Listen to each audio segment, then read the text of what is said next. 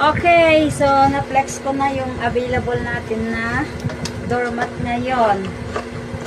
Yung mga may gusto, magbayad kayo kaagad.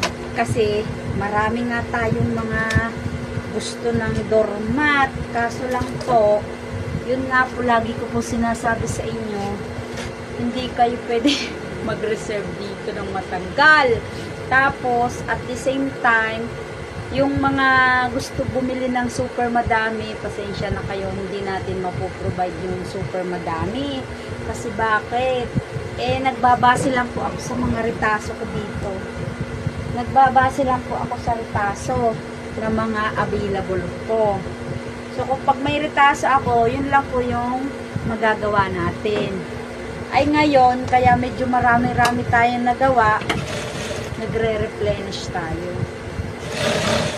Para pagka